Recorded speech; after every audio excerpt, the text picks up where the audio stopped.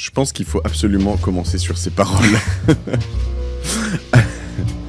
Normalement, avec mes invités, je révisite. Alors, Paris-Zatis, Oui. Paymani, je l'ai bien dit ? Très bien. Ok, voilà. Je peux redire ce que tu m'as dit juste avant ou pas ? Vas-y. Je pense que je suis devenu assez boring. Je bois du kombucha et je fais du sport. Voilà. Bon, et c'est ce qu'on attend des gens sérieux qui viennent sur la martingale, tu vois. Ça. C'est pas qu'ils fassent la fête et qu'ils fassent n'importe quoi et des excès, tu vois. Donc, C'est ça. Vous n'allez pas me trouver en boîte de nuit à 3h du matin. Voilà. En parlant d'investissement, une belle maison de vacances. Donc on est dans un univers safe, voilà. Safe et boring. Mais beau. Hein, c'est beau. C'est beau. Alors, ouais. On va parler, en effet, de maisons de vacances, de maisons de campagne, de maisons de week-end, de chalets, de granges, de tout ce que vous voulez aujourd'hui avec toi. Puisque toi, tu fais ça, Paris-Zatis, avec Harmonie. Homes, ouais. Harmonie Homes, oui, que je ne dise pas de bêtises. Homes au pluriel. Au pluriel. Harmonie en anglais. En anglais. Et on trouve le site à quelle adresse ? C'est Harmonie Homes. Harmonie avec un Y, Homes avec un S.io. .io. On aime bien les .io. J'aimerais aujourd'hui qu'on parle en effet de toutes ces maisons, de toutes ces choses qui nous font un peu rêver et où tu te dis c'est pas très raisonnable de m'acheter ça.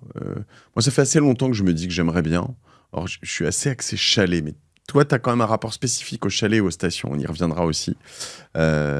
J'ai pensé à toi pendant que j'étais au sport d'hiver parce que j'ai été chez des copains dont les parents avaient fait plutôt une grange, donc en fond de vallée, pas en station. D'accord, donc ça c'est encore différent. Et ça te plairait plus, je pense, ce genre de truc. C'était exceptionnel.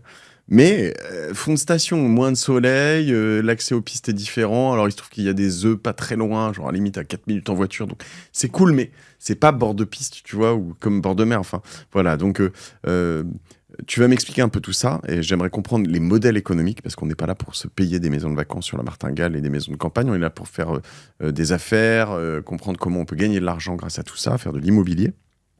Et encore une fois, toi, si je comprends bien, t'es pas forcément sur les lieux, enfin, ça peut être ultra premium, mais pas forcément sur des endroits ultra premium. C'est pas bord de mer à Saint-Trope ou à Calvi ou à Porto-Vec, t'étais vraiment plus sur...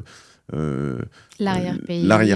En fait, c'est la campagne, donc ça peut être à la mer et à la montagne, mais c'est dans des zones attractives. Touristiquement, il y a un véritable intérêt. Par exemple, en Alsace, ça va être la route des vins, mais aussi les stations de ski. Mais c'est vrai que dans notre thèse d'investissement, on va en zone rurale et non en zone urbaine. Je vais me prendre un coup de canif par quelqu'un, là, c'est sûr, mais les stations de ski, virgule, en Alsace, point d'interrogation. Oui, il y a des stations de ski en Alsace. Elles sont plates ? Elles ne sont pas plates, elles sont pour le coup très prisées parce que géographiquement, l'Alsace a des voisins riches qui, quand ils veulent faire du ski uniquement pour un week-end ou pour très peu de jours, se déplacent dans les premières stations de ski françaises, dont la Bresse, par exemple. La Bresse, ok. Et ben voilà, j'ai aucun dédain pour tout ça, c'est plus de l'humour, hein, soyons clairs. Et justement, c'est pour ça que tu es là, c'est pour m'intéresser à tout ça. Sachant que je suis toujours un peu partagé entre, évidemment, ces trucs de méga riches où tu regardes des appartements, des zones très spécifiques, des arrondissements. Alors nous, on n'est pas du tout... Je sais, mais où je me dis, attends, tout ça c'est inaccessible, c'est délirant, c'est débile. Jamais je payerais 24 000 € le mètre carré, 100 000 € à Monaco, des trucs comme ça déraisonnables, mais qui quand même souvent se maintiennent, en fait, voire continuent à progresser. J'exagère un peu, mais subissent pas la crise. Versus des choses plus accessibles, un peu plus exotiques, qui sont généralement un peu plus sinusoïdales dans les cycliques, dans les valorisations, etc., où tu te dis, attends, si j'achète un truc vraiment pas cher, dans un endroit vraiment pas cher et que je fais beaucoup de travaux, notamment le prix des travaux par rapport au prix d'achat est super cher. Je te pose là-dessus, mais qu'est-ce que t'en penses ? Alors déjà, moi j'ai envie de repartir de la base qui est que une belle maison de vacances, en général, ce n'est pas un investissement, c'est un projet de vie. Donc toi, tu aimes la montagne, tu vas vouloir aller sur les pistes de ski, avoir ton chalet, ton appartement, etc.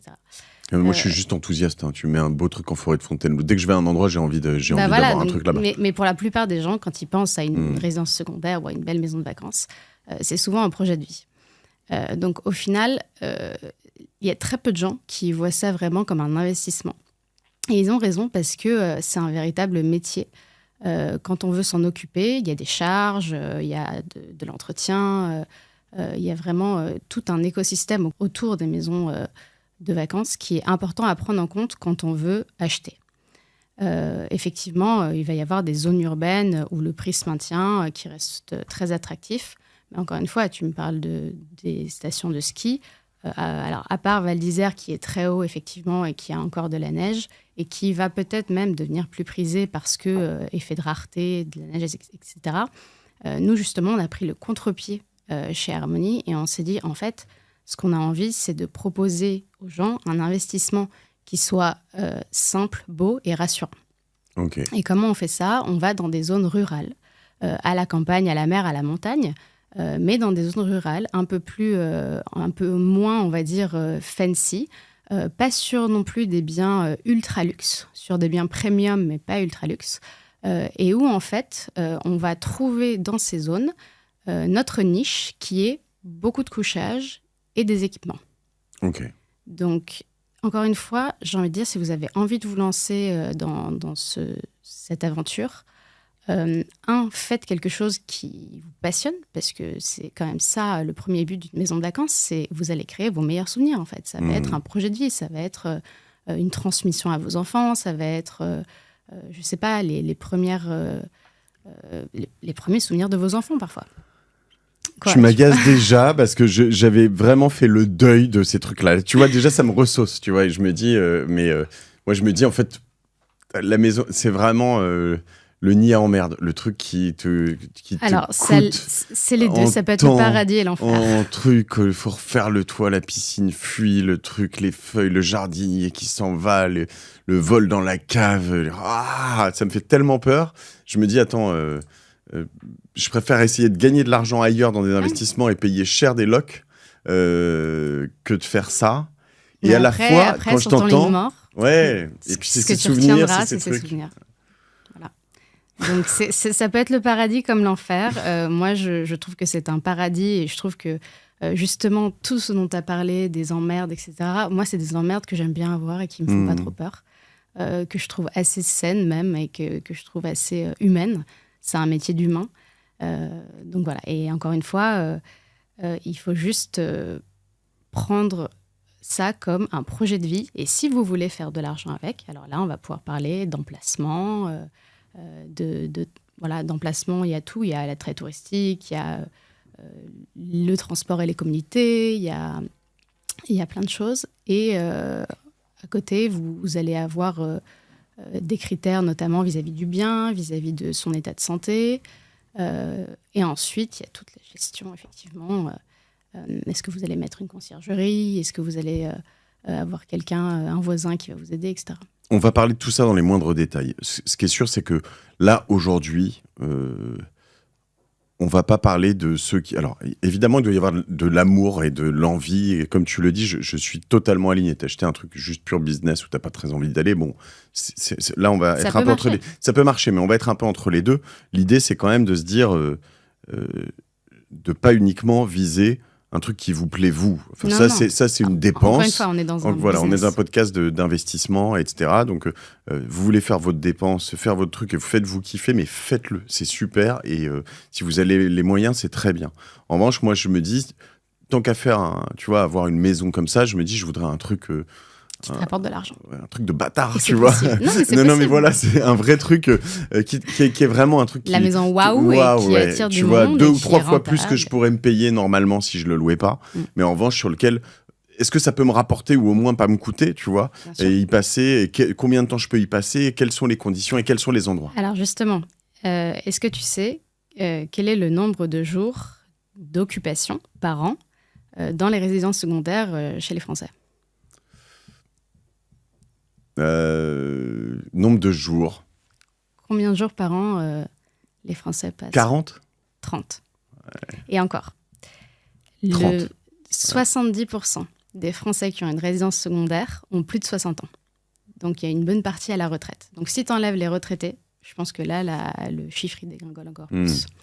Donc, c'est effectivement souvent un projet de vie, mais qui est souvent délaissé. Et justement, ça peut être un très bon business. Il y a des maisons qui font des rentabilités à 2 chiffres, qui marchent super bien. Et elles ont suivi souvent leur thèse d'investissement, leur cahier des charges, où il y a donc l'emplacement, la qualité du bien, le nombre de couchages et les équipements qu'elle va mettre dedans. On va venir là-dessus, hein. Les tailles mini, nombre de chambres, salle de bain, équipement, accessibilité, piscine, tout ça, tout ce que tu veux. On va commencer par l'emplacement. Toi, t'es pas, encore une fois, donc sur de l'emplacement ultra premium, tu vas chercher des choses avec des prix, j'imagine, donc assez faibles. Oui. Mais ça veut dire quoi et où parce qu'il y a des règles, il faut être proche, par exemple, tu vois, des TGV, enfin des gares TGV ou des choses comme ça. Nous, on est maximum à 45 minutes d'une grande gare TGV. Ou, pour Paris, on est à 2 heures maximum en voiture de Paris. D'accord. Ensuite, donc ça, c'est dans notre thèse d'investissement. Et donc, tu vas chercher quand tu dis pour Paris ou une gare TGV, pour Paris, je comprends bien, 2 heures. On va chercher des grosses zones de population à côté du bien pour être sûr d'attirer un maximum de personnes. Mais les 2 heures max de Paris, ça fonctionne avec Marseille, je veux dire aussi, ou c'est vraiment Paris qui est très... En voiture, ouais. Ça fonctionne donc, aussi. Non. Non, pardon. À 2 heures max de Marseille, il y a aussi une zone pour les Marseillais. Alors, où c'est vraiment il y a une grande gare TGV à Marseille, à Arles, à Avignon, Ouais. à Aix. Donc non, on peut parler des gares TGV outre Paris. Ok. Et c'est pour ça d'ailleurs que nous, on a sélectionné 4 zones qui pour nous sont très attractives de par leur géographie, parce qu'elles ont des voisins qui sont riches. C'est donc l'Alsace, les Vosges, tout le bassin parisien, la région PACA et les Alpes. Ok. Pour le moment, on ne va pas aller sur l'ouest français, tout simplement, parce qu'il n'y a pas de voisins, ou très peu, et moins aisé que des Luxembourgeois, des Suisses. Quand tu dis l'ouest, tu vas pas dans le Perche ? Non, si. Mais c'est autour de Paris et c'est à moins de 2 heures en voiture, encore une fois. On ne va pas dans le Pays Basque, par exemple. On ne va pas en Bretagne. Il y en a d'autres qui y vont. Il y en a d'autres qui y vont et c'est très bien pour eux. Nous, on a vraiment ça a défini beaucoup augmenté. 4 zones. En fait, on fait ça d'une manière très quantitative. On va s'aider d'entreprises d'analyse de données sur de la location courte durée. Je peux te donner 2 exemples. Il y a les Américains, c'est AirDNA. Ok, AirDNA, DNA, ouais. Et on a les déjà parlé Français, ici. c'est Liwango. Comment t'écris ça ? Liwango. Ok. Qui vont te donner toute la data de toutes les locations de courte durée dans le monde. Airbnb ou, si c'est américain, VRBO. Donc vraiment, c'est d'abord quantitatif. On va analyser une région spécifique. Une fois qu'on a la région, on va venir analyser on va dire un périmètre de 50 km. Et on va analyser quels sont les concurrents, est-ce qu'il y a un attrait touristique, est-ce qu'il y a plusieurs zones de distribution. Et quand je dis ça, ça veut dire que est-ce qu'on va pouvoir attirer des joueurs d'une équipe de volley allemande qui a envie de se faire un week-end à la montagne, donc je parle des Vosges en l'occurrence. Est-ce qu'on peut attirer des Parisiens qui veulent se faire un week-end en Normandie, à Deauville, mais qui n'ont pas non plus envie d'être... en zone urbaine, encore une fois, parce qu'ils habitent à Paris, ils ont envie de voir de la nature, ils ont envie de voir des vaches, des chevaux, des cochons.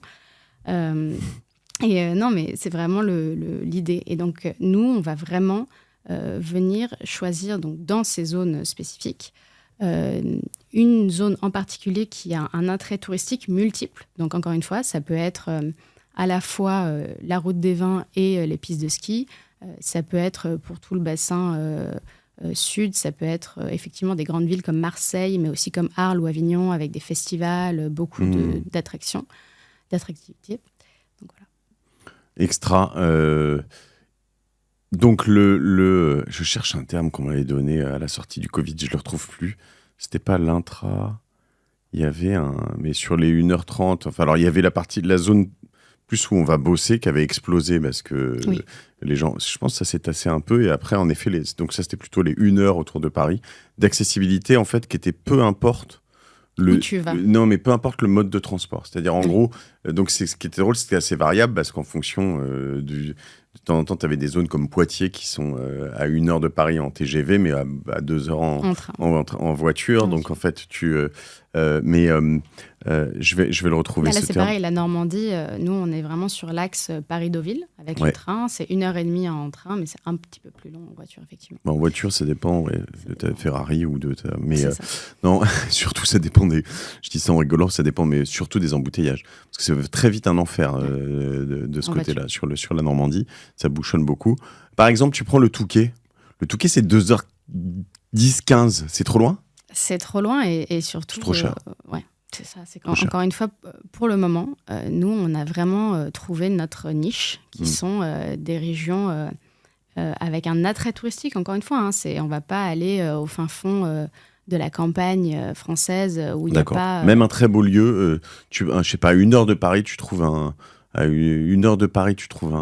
manoir magnifique, mais avec juste rien autour que des champs et des forêts. Si, ça peut marcher. Pour attirer une clientèle, encore une fois, il faut savoir que ta clientèle, ce sera la clientèle parisienne qui a envie de s'évader. Mais d'ailleurs, je pense à l'abbaye des Vaux de Cernay, qui fait ça très bien en hôtellerie. Nous, justement, encore une fois, on fait attention de ne pas être en concurrence avec des hôtels. C'est pour ça qu'on a beaucoup de couchages dans nos maisons et qu'il y a toujours dans nos maisons minimum 4-5 chambres, parce qu'en fait, on sait qu'on ne va pas être en concurrence avec des hôtels dans la région. Il y a des faux amis, des trucs que vous avez regardés, vous vous avez dit c'est vraiment top, mais là, il ne faut pas y aller. Les très très vieilles bâtisses. Ouais. Les très vieilles bâtisses, classe énergétique un peu compliquée. Classé, tu peux pas passoire toucher. thermique, pareil, les chalets, il y avait des chalets magnifiques à côté de la Bresse qu'on avait visités. Et c'est pour ça que c'est important d'avoir la data et la donnée, mais c'est aussi important d'y aller sur place et d'être vraiment mobile et d'aller voir vraiment les biens, les environs et de vraiment se mettre à la place des voyageurs. Alors, les très très vieilles bâtisses, c'est pas bien.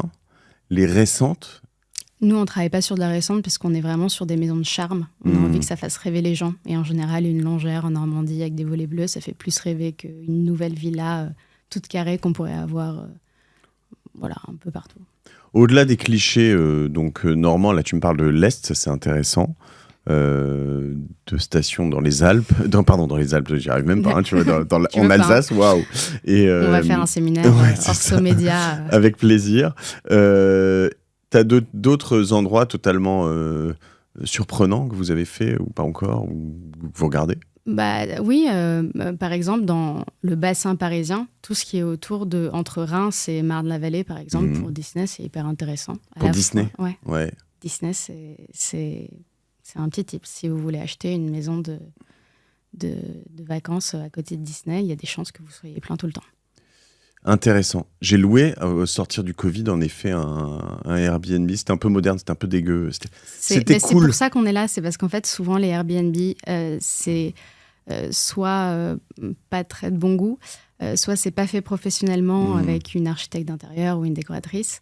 Et que nous, on a vraiment, encore une fois, envie de proposer aux gens, non seulement sur la partie investissement, un investissement simple, beau et rassurant, où la thèse d'investissement est très simple, très claire à comprendre, et où on a mis toutes les sécurités pour à la fois donner le chiffre à nos investisseurs et que l'expérience se passe bien. Et de l'autre côté, on crée aussi une véritable marque de travel, parce qu'on s'est rendu compte qu'il y avait très peu de sociétés qui avaient plein de belles maisons de vacances décorées avec goût. On ne voit pas la photo de tonton et tata sur la table de chevet. Ouais, c'était un peu ça. Et c'était pas si mal. Enfin, on a passé un super week-end parce que on va dire que l'infra était bien, c'était confort et cosy, mais c'était pas super joli. Il y avait la piscine et tout, c'était bien, mais en revanche, vraiment, c'était le premier week-end de déconfinement, je crois. Et moi, mon but, c'est que mes investisseurs, et c'est ça qui est vraiment innovant avec Harmony Homes, c'est que notre club d'investisseurs qui investit à partir de 1 000 € dans les belles maisons ont la priorité et des tarifs préférentiels sur toutes les maisons de notre collection. Ok, on va y revenir en effet alors en fin d'épisode pour que tu m'expliques comment tout ça fonctionne. C'est aussi pour ça que c'est important pour nous que les maisons soient belles et que jamais quelqu'un me dise comme toi que c'était pas très beau, c'était pas très sexy ou qu'ils se sont pas sentis bien. Parce qu'en fait, nous, on a envie que nos investisseurs partent aussi dans les maisons. Ok. Pour les non-parisiens, je veux dire ceux qui pensent, je sais pas moi, tous les gens qui sont, je parlais de Poitiers, de Nantes, de Besançon, de Clermont-Ferrand, Montpellier, etc. Est-ce que ces recettes fonctionnent un peu ? C'est-à-dire que dans une zone de 30, 35, 40 minutes autour de certaines de ces grandes agglomérations. Donc on utilise ces outils dont tu m'as parlé tout à l'heure. On regarde un peu si ça se loue et si ça fonctionne. Est-ce que l'intuition fonctionne un peu aussi ou... L'intuition, je n'irai pas sur l'intuition pour le côté quanti, mais j'irai sur l'intuition pour la beauté du lieu et le charme. Si vous voyez une grange qui est un peu vieille, un peu vieillotte, mais que vous voyez que potentiellement il y a du potentiel esthétique, oui, l'intuition, là, ça peut marcher. En termes de cantine, non, il ne faut pas aller sur l'intuition. Il faut vraiment aller, encore une fois, soit aller chercher de la data, des données quanti, soit, par exemple, parler avec les offices de tourisme. Nous, on fait beaucoup ça. Par exemple, dès qu'on a spoté un bien, on va directement à la mairie, on discute avec monsieur ou madame la maire, on s'informe un peu de comment ça se passe dans la commune, etc. Et par contre, un autre petit tips que vous pouvez avoir si vous voulez à Besançon, à Montpellier, etc., c'est aller à côté de grands lieux de mariage qui ont très peu de saisonnalité, qui sont loués assez souvent. Et donc là, vous pouvez aller créer une maison de campagne à côté où vous savez que les gens ont besoin de se loger, les invités ont besoin de se loger. Et c'est très important pour les mariés d'être sûr que justement les invités peuvent se loger aux alentours, pas très loin, parce qu'on n'a pas envie de prendre la voiture après la soirée. Et donc voilà, ça c'est un petit tip. Super intéressant, en effet. Puis on l'a tous vécu. À trouver finir dans des mobil-homes tout pourris parce qu'il n'y avait rien. Moi, la première, j'étais à Lille sur la Sorgue l'année dernière pour le mariage d'une amie. Ouais. Et on avait Titi et Gros Minet en fluo au-dessus de notre tête de lit. Ça fait des bons souvenirs à la fois. On en rigole. On en rigole. Parlons du format et de qu'est-ce qu'il faut pas. Taille mini, tu me disais tout à l'heure, finalement, on prend pas 3 chambres, quoi, dans un truc comme ça, si. C'est juste que, encore une fois, nous, on préconise de ne pas se mettre en concurrence avec des hôtels. Donc, 4 chambres, 5 chambres, c'est vraiment super. Après, encore une fois... pas 7, 8, 9 Ah si. Alors, on peut aller sur 7, mais attention. Alors, il y a 2 choses. Si vous louez occasionnellement et que c'est vraiment pour mettre du beurre dans les épinards et que vous avez envie d'un peu plus de revenus, vous pouvez louer à plus de 15 personnes sans aucune norme ERP, donc d'établissement recevant du public, notamment pour les personnes à mobilité réduite, etc. Mais c'est uniquement si vous le faites de manière occasionnelle. Si vous voulez vraiment professionnaliser cette activité, vous ne pouvez pas louer au-delà de 15 personnes. Donc techniquement, c'est 7 chambres, sans justement avoir toutes ces normes et incendie, sécurité et pour les personnes à mobilité réduite. Ok, bon, à la fois c'est bien d'avoir des normes et de les respecter si vous pouvez, mais ça coûte. Ça coûte de l'argent parce que potentiellement certains endroits font un ascenseur ou des choses Exactement. comme ça. Ouais. Ok, donc à partir de 15 personnes en location, tu potentiellement changes cette chambre, tu changes de catégorie. Et ça fonctionne même si tu as un dortoir. Parce que j'imagine que le dortoir, pour les enfants, c'est quand même une petite clé. Si tu as un dortoir avec 4 lits superposés, tu en as 8, alors là, t'es vite, tu as 3 chambres en plus et hop, salut, au revoir, quoi. Alors, ça, c'est, encore une fois, tous les dortoirs que moi, j'ai visités, il y avait toutes les normes pour les établissements recevant du public. Ok. C'est bien ou pas bien, les dortoirs? Je veux dire pour les enfants. C'est pas notre... pour les enfants, c'est bien. Mais après, c'est... Un lit superposé dans une chambre, ça suffit. Ça fait passer de 14 à 15, justement. Ouais, ok. Donc, taille mini, il y a quand même... tu fais pas 2 chambres, quoi, ou 3 chambres, si. Alors, encore une fois, si à côté de votre lieu de mariage, vous voyez qu'il n'y a pas grand-chose, vous pouvez être à peu près sûr que vous pouvez louer à 2-3 couples qui viennent pour l'occasion.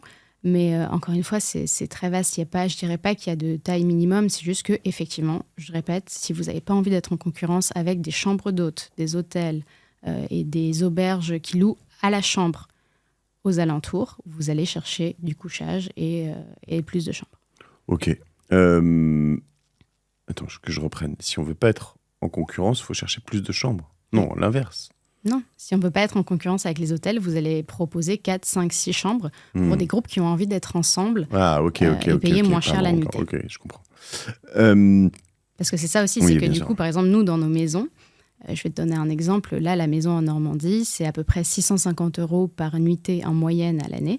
Et il y a 14-15 couchages. Donc ça Pour 650 €. par nuit. Ouais, super bien. Il y a des règles de déco, mais surtout avant ça, c'est une salle de bain par chambre, par exemple. Il y a des choses qui sont catégoriques Alors, comme ça. le minimum que nous, on préconise, c'est une salle de bain pour 2 chambres. Ça, c'est vraiment le minimum. Et ça peut quand même être une salle de bain qui est à part, ou c'est des salles de bain communicantes. Est-ce qu'il y a non? Il n'y a pas de règle là-dessus. Il faut juste qu'effectivement, elle soit à côté et que la personne n'ait pas toute la maison à traverser pour aller dans sa salle de bain. Ça, vraiment, je ne recommande pas. Mais minimum une salle de bain pour 2 chambres. Et le summum, c'est une salle de bain par chambre. Ok. D'autres règles sur les équipements? Nous, dans toutes nos maisons, on a une piscine intérieure ou extérieure. Ok. Alors, je ne vais pas parler de la literie qui doit être bonne, etc. Parce que ça, j'imagine que c'est... Non, je pense qu'il faut absolument parler. Je pense que tu es D'accord. vraiment sur des Airbnb, c'est la base. C'est la base. La literie, c'est la base. C'est quoi votre literie? Ça dépend. Là, on travaille avec un particulier qui est aux alentours de Marseille, une famille, etc. Mais on peut travailler vraiment avec n'importe qui en fonction des régions. Ok. Mais il n'y a pas forcément de règles pour la literie. C'est juste que nous, on est allé chez un professionnel qui fournit aussi beaucoup d'hôtels, etc. D'accord. Et... Oui, après, vous allez... N'allez pas chez Ikea et prendre le premier prix. En gros. Non. La je pense que ça. moi, j'ai eu des partenaires dans la literie, des sponsors, mais qui sont vraiment super. En fait, tu investis, mais alors après, c'est toujours pareil. En plus, c'est pas hors de prix, quoi. Non. Mais c'est pas hors de prix. Tu vas vite aux alentours de 1 000 € par chambre, si tu as un lit double ou quelque chose comme ça. Oui. Tu peux aller beaucoup plus. Mais c'est un bon investissement. Mais c'est un bon investissement. Pour ton taux d'occupation, tes avis, etc. Il faut les changer tous les 5-6 ans. Tu n'es peut-être pas en encore général, là-dedans. C'est ça. Nous, on a prévu 7 ans max. Nous, on a prévu justement de le changer une fois dans les 10 ans, parce que du coup, on vend à travers des obligations qui durent 10 ans. Ok. Et on a prévu de les changer une fois dans les 10 ans. Ok, et non, mais tu vois, tu allais passer la literie, mais non, c'est très important. Récupérez pas votre vieille literie pour la mettre là-bas. Ah oui, non. Ça, c'est essentiel. Moi, à titre personnel, j'ai des locations courte durée, et l'une des premières choses que les gens me disent quand ils repartent, c'est on a super bien dormi. Ok. Ouais. Non, mais très important. Faut tout refaire à neuf, Non. Justement, pour moi, le mieux, c'est d'arriver à mixer de l'ancien et du neuf. C'est-à-dire avoir des équipements neufs, ça c'est sûr, donc la literie, les salles de bain quand même, non? Ça dépend, franchement. Alors oui, les salles de bain, encore une fois, si c'est le vieux carrelage de grand-mère, etc., bien sûr, on refait la salle de bain des années 80. Mais par exemple, il y a des biens qu'on visite avec des salles de bain très correctes, assez modernes, où la personne a peut-être fait une rénovation il y a 5 ans et qui est encore au goût du jour. Encore une fois, ça dépend vraiment du goût des anciens propriétaires et de ce que vous recherchez aussi comme atmosphère, comme univers. Quand vous vendez des nuitées, quand vous vendez du voyage, vous faites rentrer les gens dans un univers. Est-ce que ça correspond oui ou non? Ça dépend de vous et de vos goûts. Ok, donc t'es pas... cuisine équipée, cuisine tout équipée. Et si les personnes ont envie de faire, je sais pas, un gâteau au chocolat avec leurs enfants, il faut qu'ils puissent faire un gâteau au chocolat avec leurs enfants. Et donc t'es pas ayatolesque sur tout ça, c'est-à-dire par exemple la cuisine, tu mets pas forcément un piano avec du gaz, super beau, super design. Non, il y en a. Alors j'ai de la chance, parfois il y en a et c'est super et on laisse. Mais vraiment, je suis justement... moi, ce que j'aime, c'est vraiment prendre un bien et le bonifier, en fait. Et pas le changer radicalement. Sinon, en fait, encore une fois, je vais aller faire du neuf et puis je vais faire ma sauce et puis ça sera très bien. Ce que j'aime, c'est justement toutes ces petites particularités atypiques et folkloriques des maisons françaises. Donc, on va avoir encore une fois le chalet, que ce soit dans les Vosges, dans les Alpes, le mas en Provence, la longère normande en Normandie, le cottage, etc. Pour moi, c'est vraiment tout ça qui fait la beauté et la puissance du patrimoine français. Super intéressant. Donc, tu prends pas... j'aurais pensé, tu vois, dans un Harmony Homes ou quelque chose comme ça, que tu t'achètes le bien, tu te dis, bon, on va faire 6 mois de travaux, on désosse le machin, on fait toutes les fenêtres, on fait tous les trucs, on fait toutes les salles de bain, on fait tous les... Non. Alors, vraiment, ça dépend encore une fois de chaque bien, mais nous, tout notre justement thèse d'investissement, c'est qu'entre le moment où la personne investit et où il a ses premiers rendements, parce que nous, on vient donner du rendement mensuellement, c'est qu'il y ait le moins de temps possible. Okay. Et pour ça, j'ai des super équipes qui essayent de faire tous les travaux en un mois. Et donc, c'est des travaux d'esthétisme. Je suis jamais sur des travaux de gros. J'ai jamais besoin. C'est que de l'esthétisme. Alors, ça peut être les sols, parfois non. De la peinture. Parfois, ça peut être les salles de bain, effectivement. On a déjà refait des salles de bain. Mais ça dépend vraiment des biens. Et l'idée, c'est qu'en fait, le bien a déjà un potentiel. Donc, ça peut être une vue extraordinaire sur des vallées. Ça peut être au milieu des champs. Ça peut être avoir une vue magnifique sur un maquis. Donc, le bien a quelque chose d'intéressant. Esthétiquement, c'est souvent, encore une fois, un bien ancien, mais pas trop. Ça veut dire quoi ? Années 50 ou... En fait, ça dépend de la manière dont ça a été rénové, encore une fois. Mais énergétiquement, par exemple, nous, on ne va jamais sur des classes G et F. Ah, tu ne fais pas une grosse réno énergétique ? Non, on ne fait pas de grosse réno énergétique, encore une fois, pour le moment. Et parce que c'est le modèle qui marche très bien pour nous. C'est qu'on va aller sur de l'esthétisme. Donc, encore une fois, je vais pouvoir refaire les sols, je vais pouvoir refaire 2-3 salles de bain, parfois aussi la cuisine. Mais l'idée, c'est vraiment de bonifier un bien qui marche déjà en plus souvent. Parce que, alors, nous, ce qui est encore plus intéressant, c'est que dans notre thèse d'investissement, on choisit des biens. On choisit 2 types de biens. On choisit soit des biens qui sont déjà des gîtes et qui sont déjà rentables et qui font déjà de la super croissance, mais dont les propriétaires ont 85, 90 ans et il faut vraiment qu'ils partent à la vraie retraite cette fois-ci. Et donc, on a tout un historique de clients et encore une fois, de croissance qui est super. Donc, c'est très rassurant. Donc, le bien, en l'état, il marche. Il est moche, mais il marche. Donc, en fait, nous, on vient juste donner un coup de baguette magique esthétique à ce bien et continuer l'activité.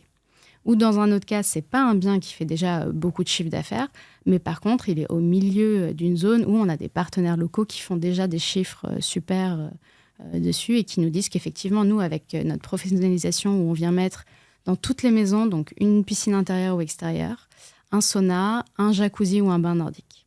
Ok. Ça, vous les rajoutez ou ils y sont déjà Alors, ça dépend. Parfois, on les rajoute et parfois, ils y sont déjà, encore une fois. Ok. Si tu devais me faire le plan parfait, ça dépend, mais une sorte de... tu achètes, sans forcément me la décrire, là, on va parler de finances. On pourra reparler après de où elle serait idéalement, mais combien tu l'achètes, combien tu mets dans la réno en un mois, combien tu mets dans justement peut-être la piscine, les équipements nouveaux, etc. Est-ce que tu peux me faire un split à peu près ? Alors, idéalement... Et combien tu la loues à la fin ? Alors, nous, par exemple, on achète des maisons entre 500 000 et 1,5 million. Déjà. Donc, c'est pas de l'ultra-luxe. C'est jamais de l'ultra-luxe. Non, mais c'est pas rien, quoi. Mais parce c'est pas à rien. 500 000 balles à la campagne... Tout compris. Donc, travaux et notaires compris. Okay. Donc, dedans, qu'est-ce qu'il y a ? Donc, il y a le prix du bien, il y a le notaire, et il y a les travaux. Et les travaux, pour nous, ils dépassent jamais 20% du prix du bien. Okay. Ça, c'est important, parce que justement, on a envie qu'ils soient rapidement mis à la location. Donc, 20% donc tu achètes un truc à... mettons médian à 800 000. Frais de notaire, tu vas arriver à donc un petit 900, 870, 860. 20% des 800, ça fait 200. Tu arrives à 1 million, plus d'équipement et des choses comme ça, 1 million 100. Ouais. Là, tu es dans ta zone de confort. Ouais, et pour ça, pour le coup, pour 1 million 100, il faut beaucoup de couchage. Ouais. Être dans une zone mais très attractive. Donc, on va dire, tu arrives à 15, quoi, pile poil. C'est ça. Ok. Mais dans une région très attractive, avec très peu de saisonnalité, et qui est déjà... alors là, il faut tous les équipements. C'est-à-dire qu'à 1 million 100, il va y avoir la piscine, le sauna, même un hammam, un ping-pong, un billard, une salle de jeu pour les enfants. Ça marche super bien.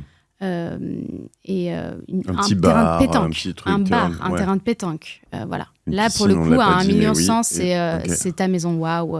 Incroyable. Et à 1 million 100... Et elle est même, je dirais même, si elle est dans le nord de la France, donc on va dire tout ce qui est au-dessus de Avignon, il faut que ta piscine soit intérieure.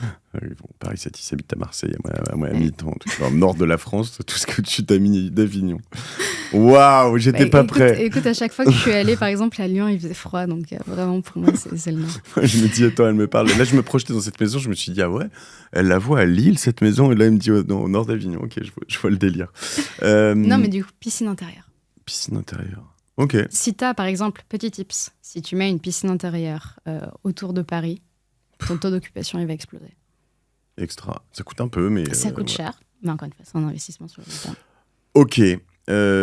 Là, cette maison à 1,1 million, toi, t'empruntes pour l'acheter. Alors, tu vas m'expliquer après avec qui, comment. Mais donc, tu fais un apport de 20%. Si tu es particulier, oui. Ouais. Donc, 20%. Oui. Donc, tu arrives à 220 000 euros. Et tu dois la louer combien par week-end, par jour, pardon. Alors, une maison comme ça, je vais te donner un exemple sur une maison que nous, on a à 800 000 euros, par exemple, tout compris. Comme ça sera à peu près les mêmes... Augmenté de 20-30%, ouais. C'est ça. Nous, on loue à peu près la nuitée à 1 000 euros. 1 000 euros. Pour 15 personnes. Là, on sera, si on fait ça, sur une maison à 1,1 million, on serait à 1 200, par exemple, quelque chose comme ça, 1 200, 1 300. Pour 15 personnes. Pour 15 personnes. Mais là, on est vraiment dans un bien qui fournit, encore une fois, tout ce que, les concurrents autour ne fournissent pas, et même les hôtels parfois, parce qu'il y a très peu d'hôtels qui ont des spas. Ouais. Des espaces de wellness, une salle de sport, par exemple. Une salle de sport, pour une maison à 1,1 million, on aura la salle de sport. Ok, donc t'es à un peu moins de 100 euros par personne. Je réfléchis, la concurrence à l'hôtel là-dessus, sur des zones comme ça. Moi, j'ai une famille de 5, donc ça me coûterait quand même, mettons, 400 euros, quelque chose comme ça, sur un truc comme ça. En hôtel, si c'est pas dans une zone très, très sexy, je dois trouver un truc correct aussi, quoi. Ouais, mais est-ce que l'hôtel sera mignon? Est-ce que l'hôtel sera sympa? Est-ce que tu pourras faire les grandes tablées? Est-ce que tu auras la piscine pour toi? Non. Est-ce que tu auras la salle de sport pour toi? Non. Et alors, qu'est-ce que tu mets comme service là-dedans? T'arrives, t'as tes lits qui sont faits. Ouais. Alors, c'est pas du tout un service de gîte. C'est vraiment un service où tout est fait. Donc, tu viens, c'est clé en main. Nous, on va même mettre des serrures digitalisées ou des... Mais quand tu dis clé en main, t'as dit non. Les lits sont faits. Ah oui, les lits sont faits. Oui, ok. Le ménage vient pas le lendemain. Non. En revanche, t'es chez toi, t'as des lits faits, tu repars, t'as pas à faire le ménage. Non.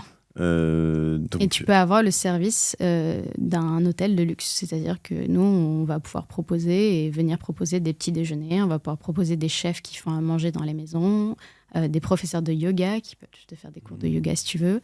On va même pouvoir, je sais que tu fais du VTT, il y a des zones, notamment dans les Vosges, où il y a beaucoup de fans de VTT avec des routes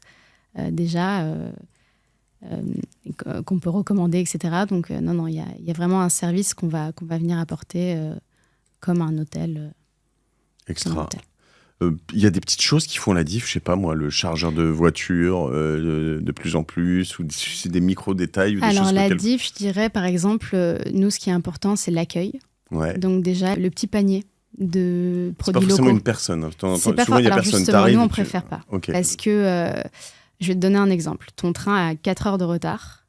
La charge mentale de prévenir la personne pour dire on a 1 heure de retard, puis 2, puis 3, puis 4, elle est énervante. Et pour toi, et pour la personne qui va t'attendre en face. Donc en fait, nous, ça sera soit des boîtes à clés, soit des serrures électroniques. C'est super intéressant. Et en effet, ça, je suis tellement d'accord sur l'accueil, le petit panier, les petites choses qui... Ça fait en fait, qui te coûte 50 balles pour un truc où les gens vont te louer. Et en plus, encore une fois, tu promeus vraiment le terroir local, etc. Et pour nous, c'est super important. C'est ce qu'on a envie de partager. Des choses différentes que tu ne vas pas trouver toi à Paris. Des petites automatisations de choses, je ne sais pas moi, justement, 2 jours avant, tu reçois un email etc. C'est ça. Alors, nous, on travaille avec quelque chose qui s'appelle des PMS, donc des Property Management Systems. OK.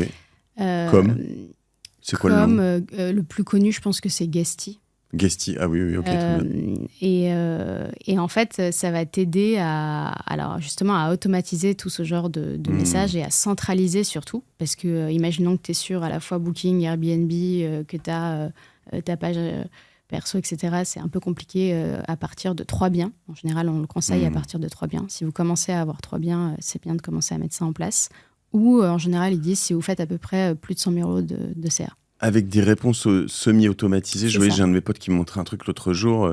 Il y avait des Américains qui lui parlaient et qui lui disaient machin, qu'est-ce qu'il y a à faire ici, etc. Exactement. Il mettait générer la réponse et là, le truc lui disait à 500 mètres, il y a Notre-Dame, machin, il y a un truc, etc. J'étais là, mais attends, t'as rien fait. Je pense que l'IA va encore plus nous aider dans ça. Mais par exemple, ne serait-ce que avoir le petit carnet de comment marche la maison avec tout ce qu'il y a à savoir. C'est une chose bête, mais où est-ce qu'on met les poubelles? C'est autre chose, par exemple, je sais pas, si jamais les plombs pètent, où est-ce que comment est-ce qu'on fait? Donc voilà, donc à la fois un carnet pour la maison et comment fonctionne la maison, et à la fois un carnet de qu'est-ce qu'il y a à faire dans la région. Moi, je fais ça avec mes Airbnb. J'envoie à la fois les messages automatisés qui vous disent vous allez arriver dans 2 jours, voilà comment ça va se passer, voilà le carnet pour la maison. Et à la fois, il y a un restaurant ici qui est super, il y a ça à visiter, j'ai vu que vous aviez des enfants, c'est très kids-friendly, etc. Et donc, en fait, venir apporter un véritable service en plus pour que le voyage se passe au mieux. Mettez aussi un flash code pour les Wi-Fi, s'il vous plaît, parce que quand tu arrives dans les trucs avec des Wi-Fi ça, c'est compliqués, très important. Impossible à mémoriser, ou même le Maison d'hôte 2012, vas-y. Mais un flash code, et puis c'est simple. Vrai. Ouais. Et puis la bonne Wi-Fi aussi, ça c'est très important, j'en ai pas parlé, mais par exemple, nous, dans nos canaux de distribution pour les maisons, on pense aussi beaucoup aux gens qui viennent travailler, donc que ce soit des séminaires d'entreprise, mais aussi des collègues qui se disent tiens, on a tel jour de télétravail, on va aller se faire un week-end dans les Vosges. Et vraiment, la bonne Wi-Fi, ça change tout. Souvent, en plus, les maisons sont dans des zones où il n'y a pas une bonne connexion. Ouais. Donc ça, c'est super important. En plus, il y a de plus en plus de... Ça ne marche pas toujours très bien, mais s'il n'y a pas de bonne connexion, tu as Starlink de plus en plus. Ce qui est important, c'est que le réseau Wi-Fi, il doit être bon... Au moins dans les zones communes, donc le salon, etc. Ouais, mais partout. Non, c'est vrai. Non, c'est impardonnable. Pour moi, moi je loupe. Enfin, les endroits où tu arrives, tu es dans une chambre, tu n'as pas de 5G, tu n'as pas de Wi-Fi, tu as juste envie de. Non, c'est potentiellement un petit billet, parce que. Alors moi, j'ai un partenaire qui fait ça, parce que je bosse avec Parnasse, qui m'aide dans tous les endroits où je vais, etc. Mais ils vont te résoudre tout, et y compris au bureau. Et une fois que c'est résolu, après... non, c'est très important. C'est dans les checklists. Yes, en effet. Ces petits plus qui font la différence. Ok, accessibilité, on en a parlé. 1 heure, gare TGV, équipement, les petits plus, les salles de bain, le nombre de chambres, la taille mini, la taille maxi, les zones. Je crois qu'on a à peu près tout. Le nombre de nuitées objectif, là, quand je fais 1 000 € par jour, parce que moi, je voudrais un truc hybride qui est quand même pour moi et pour d'autres. Minimum 3 nuitées, c'est bien. Par semaine? Par semaine. Ok. En taux d'occupation, tu veux dire? Non. Je pensais de la nuitée minimum que tu veux, oui, que tu demandes. Merci. Très bon type quand même, ouais. Okay. Si tu as ta maison à 1 000 € la nuit, il faut au moins que tous tes week-ends soient quasiment pris, ça c'est sûr. Et après, les vacances scolaires. Vacances scolaires plus tous tes week-ends. Et ça, c'est possible. Je veux dire, tu as des maisons... Ça, c'est possible. Hiver, été, même en plein cœur du mois de novembre dégueu ou de... le chalet qu'on a dans les Vosges, avant qu'on arrive, il faisait déjà ça. Alors, pas genre toutes le les 12 janvier, il est loué, quoi. Ouais, vraiment. Non, mais c'est... Okay. Mais encore une fois, c'est professionnalisé. C'est-à-dire qu'il y a vraiment tous les équipements. Là, pour le coup, le chalet, c'est là où on a mis le plus d'équipements possible. Il y a même un terrain de tennis. Donc, paddle aussi. Terrain de paddle, c'est un truc qui marche très, très bien. Ouais. Terrain de paddle autour de Paris, ça coûte cher, mais si vous, pour le coup, autour de Paris, ça marche très, très bien. Tu as une vague idée de combien ça coûte à faire un terrain de paddle? À peu près... je vais dire une grosse fourchette, mais entre 15 et 30 000 €. Ouais. Mais je pense que c'est autour de... Ouais, si la moyenne doit être à 20-25. C'est toujours le petit choix à faire, mais c'est vrai que... Tu vois, nous, à Bordeaux, c'est un autre univers, mais dans notre Villa Maria, qui est plutôt un bureau partagé, on a eu une piscine. Et elle est un peu utilisée quand même, mais peu. Mais c'est un argument marketing massue, quoi. T'as un parc, alors le parc en revanche... Ouais, et puis en fait, c'est con, mais t'as le parc, t'es installé, tu bosses, et en fait, l'été, moi, dès que j'y vais, mais je dis l'été, à partir du mois d'avril, dès qu'il fait beau, ils bossent tous dans le jardin, quoi. Ouais. tous dans le jardin. Et puis, tu es dans le jardin, tu as la piscine à côté, c'est sympa, il y a un petit peu d'eau, ça rafraîchit, il y a le terrain de pétanque, etc., etc. En fait, c'est vraiment de l'argument marketing massu, quoi. Mais pareil, une piscine, ça dépend de sa taille, mais tu vois, c'est un investissement. Ouais. Ok. Alors, parle-moi d'Harmony Homes et comment je peux, parce que moi, je vis un truc aussi. Donc, toi, tu as tes Airbnb à toi. Je commence à vivre le cauchemar de l'immobilier qui est... je viens de refaire un truc à neuf dans le 18e et puis que j'ai depuis 15 ans, que j'ai payé. Je suis tellement heureux. Je me dis, ça y est, c'est fini les galères, etc., etc. Et là, l'humain. Et puis là, non. Et puis là, non, l'humain, moi, j'ai des locataires. En plus, j'ai de la chance qu'ils touchent des bois qui sont toujours assez cool. Mais il y a une fuite à un endroit, il y a un machin. Dès que tu reçois un WhatsApp de la coloc, je vais pas l'ouvrir celui-là. À quelle sauce je vais te manger aujourd'hui. Et en fait, je me dis, et à la fois, c'est ce qui fait la rentabilité, c'est d'accepter la pénibilité des choses. Si tu l'outsources, tu perds 5% minimum. Donc, en fait, tu te saignes. Comment je peux réussir à avoir de la rentabilité sans m'emmerder? C'est un peu la solution que tu proposes avec Harmony Homes, ouais. C'est ça. Raconte-moi. Exactement. Donc en fait, on propose donc aux particuliers et aux entreprises françaises ou étrangères d'investir à partir de 1 000 €, donc c'est assez accessible, dans une très belle maison de vacances. Donc c'est par maison, c'est par projet, c'est pas un fonds de maison. Vous allez avoir une maison qui va avoir des caractéristiques, une localisation, un taux de rendement aussi vraiment propre à la maison.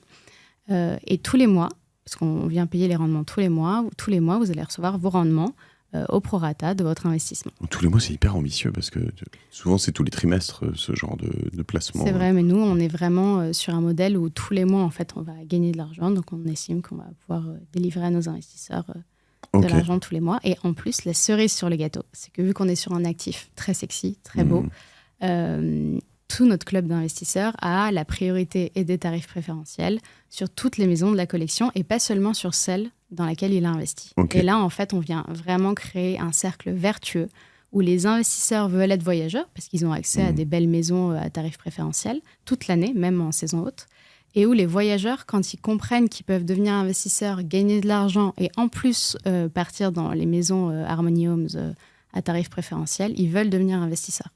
Alors, c'est quoi ton tarif préférentiel? C'est de l'ordre de combien de remise? Alors justement, il y a 2 tarifs. Il y a le tarif standard pour les personnes qui mettent de 1 000 à 10 000 € où c'est moins 10% à l'année. Et après, on va pouvoir venir faire des actions commerciales à moins 20, moins 30% si on voit que 2 semaines avant, il y a une annulation, par exemple, ou des choses comme ça. Et ensuite, il y a les personnes qui mettent de 10 000 à plus. Et là, elles ont moins 20% à l'année, même en saison haute. D'accord, donc, pas mal. Ça devient très intéressant. Et alors, ça grève un peu la rentabilité quand tu as moins 20% en revanche. Mais... Non, parce que justement, notre force, c'est qu'on crée une vraie marque de travel et qu'on va pouvoir, à terme, se passer de Airbnb, de Booking, etc., qui prennent même... oui, parce qu'ils prennent tes 17% et tes 20%, ouais. Super intéressant, c'est réservé en interne. C'est ça, exactement. Extra, je l'avais pas vu venir celle-là. Je pensais que j'allais te coincer, j'ai pas réussi. Je croyais que t'étais gentil. Mais je suis gentil, attends. Non, tu m'as appris. Mathieu Stéphanie, je te l'ai raconté ou pas ça, non? C'est dans les gens qui bossent avec moi, la question qu'on leur pose la plus souvent, c'est est-ce qu'il est vraiment Mathieu? Est-ce qu'il est vraiment sympa, Mathieu Stéphanie? Je vous emmerde. Non, je suis pas sympa. Non, j'essaye, je fais mon max. Ça, c'est le dur métier de podcaster. Ça doit être ça, je sais pas trop d'où ça vient. T'es obligé d'être sympa, sinon le mythe, c'est fou. Non, j'essayais d'être sympa avant. Je crois à la vertu, tu vois. Au karma, exactement. Merci, c'est le terme que je cherchais. Ok, c'est super. Et alors, si jamais tu m'as dit, tu as des entreprises aussi qui investissent? Oui, tu peux investir avec ta société commerciale, tu peux investir avec une SCI, tu peux investir... Ok. Si j'investis avec ma société commerciale, est-ce que tu me ferais des prêts en perso? À toi? Ouais. C'est de la BS derrière, en fait. Tu peux pas? Si. Je sais pas. Alors, nous, on a un système de parrainage. Ok. On a un système de parrainage. Après, on travaille avec des distributeurs. Mais Non, mais je veux dire, par exemple, moi, j'ai une holding. Je mets 20 000 €. Je me dis, tiens, est-ce que moi, pour aller en vacances avec mes enfants, J'aurais droit aux 20%. Ah oui, bien sûr. Ok. Bien sûr, ça marche aussi avec ta société, bien sûr. C'est pas con. Et après, je peux aussi faire un séminaire ou des choses comme ça. Tu peux faire un séminaire, tu peux partir avec ta famille. C'est combien le plus gros montant que quelqu'un ait mis ? C'est 50 000 euros. 50 000. 50 000 euros, oui. Allez les gars, on va le battre. 50 000 sur le projet. T'as beaucoup de projets, t'en as tous les combien ? Il y a une promesse à 75 000. C'est tous les combien ? Tes projets, t'en sors tous les combien ? Alors l'idée, c'est que ce soit non-stop. Donc, et on a un projet pour le moment pour pas cannibaliser plusieurs projets. Ouais. Donc c'est un projet à la fois et l'idée, c'est qu'il y ait toujours un projet sur la plateforme d'Ouvert. Et tu fais du levier bancaire ? Non. Ok, donc c'est 100% des investisseurs pour le moment, ouais. Ok. Donc C'est ce sont vraiment... des copropriétaires. Alors non, justement. Ok. Alors, non, tu m'as parlé d'obligations tout à ça. l'heure. Ok. Nous, on est sur un modèle qui s'appelle l'OPTF. Ok. C'est mon Siri qui s'est... Propriétaire. Non, pas mon Siri, mon Google, je sais pas pourquoi.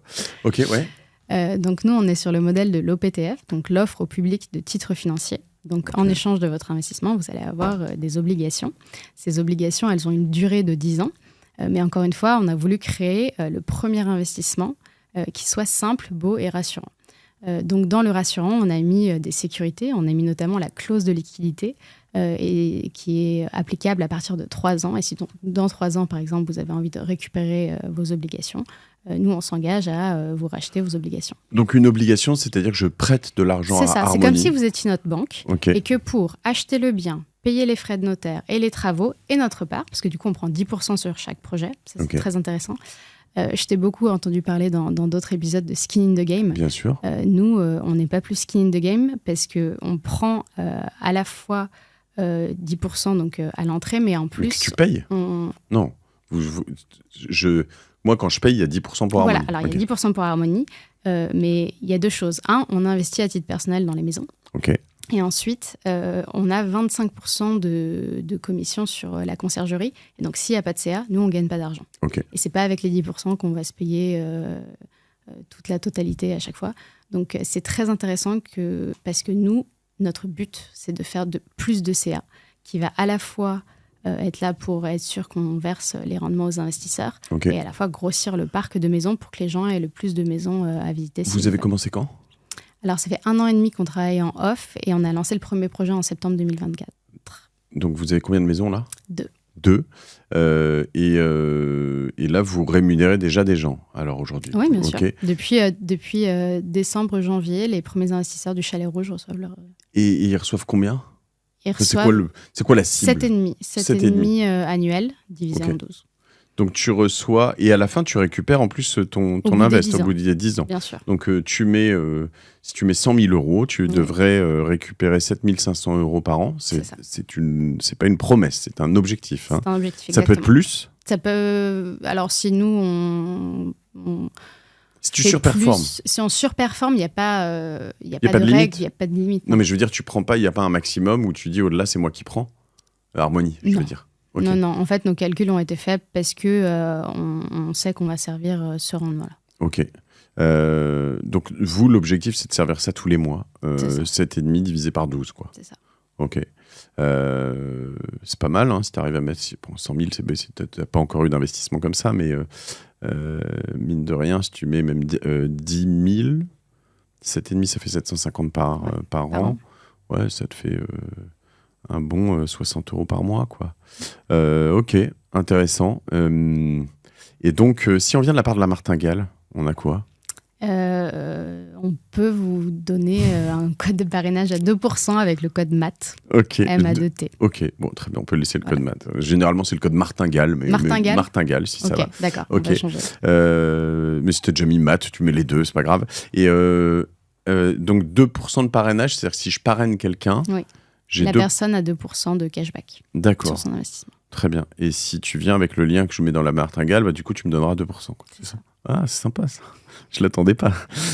Très bien. Je précise que je ne l'ai pas demandé avant et que c'est pas pour ça qu'on fait ça. Mais du coup, moi, j'ai 2%, mais mon filleul, il a quelque chose ? Il a 2%, c'est pour le filleul, les 2%. Ah, c'est pour le filleul, c'est pas pour moi. Non. Ah merde. Bon, ok, bah voilà, je vous donne 2%. Non, j'ai cru que j'allais gagner 2%, tant pis. Et ben voilà, merci. Si tu veux investir dans la société, la smart money, ça marche aussi. Ok, on peut investir dans Harmonie Homes ? Oui. Non, vous faites une levée ou... C'est la smart money, c'est toujours intéressant. Ok. Top. Écoute, tu publies un peu à droite à gauche, vous mettez en avant vos nouveaux biens en avant nos nouveaux biens sur Instagram. Okay. On est très présent sur Instagram, sur LinkedIn. Aussi Harmony Homes. Ok. Puis on peut te suivre toi, donc Paris Satis, P-A-R-Y-S-A-T-I-S, Paymani, P-U-Y-M-A-N-I. Je suis désolé, hein, je le fais parce que c'est bravo. Et on l'aura tout ça en tout cas dans le descriptif de l'épisode. Merci, c'était très clair. Ça m'a à la fois envie de rentrer dans des Harmony Homes, mais aussi peut-être envie quand même un jour de me lancer dans un projet. C'est bien, c'est l'objectif. Ouais. Mais ouais, ça prend du temps. C'est le temps, moi, qui me manque. C'est justement, je dis toujours aux gens, nous, on est une société de services qui faisons gagner aux gens de l'argent, du temps et de la charge mentale. La charge mentale, je pense que c'est les trois sont hyper importants et nous, on vient répondre aux trois. Parce que justement, c'est les trois. En fait, moi, le truc qui m'empêche de le faire, c'est vraiment ça. C'est vraiment la charge mentale. C'est vraiment et le temps, mais c'est de me dire. En fait, déjà tous les week-ends, les locataires, les gens qui viennent. En fait, moi, il me faut un manager, un property manager si je fais ça. Et je ne suis pas Bernard Arnault, pas encore. Donc, je n'ai pas de property manager. Et puis, c'est pareil, ça greffe ton. La rentabilité. Il faut que je fasse des très gros projets, et puis j'aurai un property manager. Allez, bientôt, bisous. Merci. On vous suit, on va avec le code Martingale. On a appris plein de choses, partagez ça. On peut le faire entre potes d'ailleurs, ce genre de truc, acheter une maison à plusieurs, etc. Alors moi, je ne le recommande pas, c'est comme le travail. J'arrive pas à travailler avec des amis ou j'arrive pas à avoir des projets d'argent en fait avec des amis. Je trouve que ça peut très vite ça peut, mais quand ça marche avec les bons, ça peut aussi fonctionner bien. C'est ça, exactement. Tu vois, hier j'ai enregistré un épisode de Génération It Yourself qui sortira bientôt avec Valérie Messica qui bosse avec son père et son mari. Non mais c'est pas pareil là, le père et le mari. Okay. Pour le coup, je trouve que amicalement c'est plus dur que familialement. Ça peut être pire, hein, ça dépend de ton père et ton mari. Je crois plus au pouvoir de la famille. Mais ça marche. De toute façon, là-dedans on trouve toujours des vrais success stories et le pire et le meilleur, de toute façon. Est-ce que tu as une petite martingale à toi avant de te laisser ? Justement, pour le coup, moi j'aime bien, mon petit péché mignon, c'est d'investir dans les boîtes de mes amis. Parce que j'ai la chance d'être entourée d'entrepreneurs brillants. Et là, récemment, par exemple, la marque de prêt-à-porter Nous, Paris, est en levée de fonds. Et donc, j'ai investi... T'écris ça comment ? N-O-O. N-O-O, ok. Paris. Intéressant. Et je crois qu'ils travaillent avec l'ITA. Très bien. Nous, Paris, vous regarderez ça. Moi, c'est vrai que... Alors, tu vois, c'est drôle comme quoi j'ai vraiment... mais je trouve ça très bien. C'est pas un désaccord. Mais moi, investir chez mes potes... en tout cas, j'évite. Le fait qu'ils soient potes pour moi, ça n'a aucune importance. Ou alors, c'est du love money. C'est vraiment du vrai love money. Et tu le fais, t'investis parce que tu as envie de participer avec eux à leur aventure, de la sûre de près de loin. Mais et puis sur un accident, ça peut toujours marcher. Mais sinon, sur un malentendu, même si j'ai des potes brillants et tout, je me dis c'est vraiment le truc où t'es biaisé en fait. Tu vois. Moi, pour le coup, vraiment, c'est des entreprises, il y a eu tout, mais là, c'est une entreprise qui marche bien, dans laquelle je crois, et je suis consommatrice. Et ça, c'est aussi super important en investissement. Moi, j'ai une règle qui est, j'investis dans ce que je consomme et ce que je comprends. Donc là, le prêt-à-porter, je suis la première consommatrice de la marque, donc ça me semblait évident que j'allais investir. Intéressant. Mille merci, Paris Satis. C'était vraiment super intéressant. On souhaite tout le succès à Harmony. Moi, ce que j'aime dans ce que tu fais, c'est le bon sens et la simplicité. Exactement. Et c'est deux choses très différentes. J'utilise ces deux mots et ils sont vraiment choisis. Le bon sens, parce que en fait, tu vas pas dans des zones hyper tendues et des endroits, voilà, tout en ayant quand même un choix éclairé grâce à des données et des choses comme ça, réfléchi. Et ça, je pense que le bon sens est là.